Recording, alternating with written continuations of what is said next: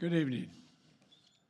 Within a few hours, Hurricane Milton is expected to make landfall on the west coast of Florida, the western coast of Florida.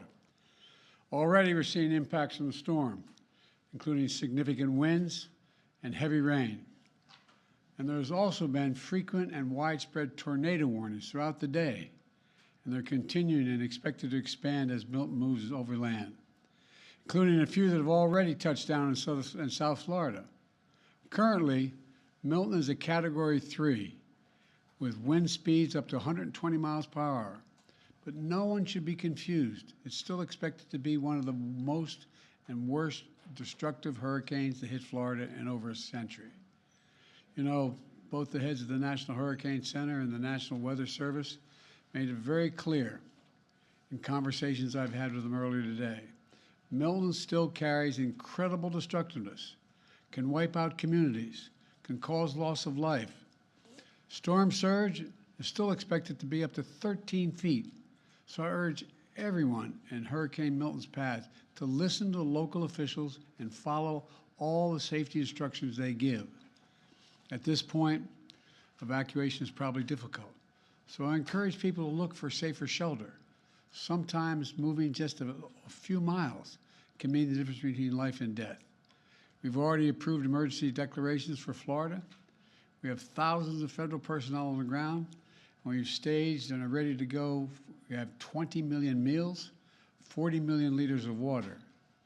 At my direction, the Secretary of Defense, Austin, has pre-positioned search and rescue teams, helicopters, and high water speed vehicles as close to the storm as possible, so they're ready to conduct life-saving missions. And the Administrator of FEMA will be on site tonight in Florida and in the state's Emergency Operations Center. Both Administrator Criswell and I will be in constant contact with state and local officials in the hours ahead. Milton still carries incredible destructiveness, can wipe out communities, can cause loss of life. Storm surge is still expected to be up to 13 feet. So I urge everyone in Hurricane Milton's path to listen to local officials and follow all the safety instructions they give. At this point, evacuation is probably difficult. So I encourage people to look for safer shelter. Sometimes moving just a few miles can mean the difference between life and death. Over the last few weeks, there's been reckless and irresponsible and relentless promotion of disinformation and outright lies about what's going on. It's undermining confidence in the people in Florida, and incredible rescue and recovery work that has been undertaken.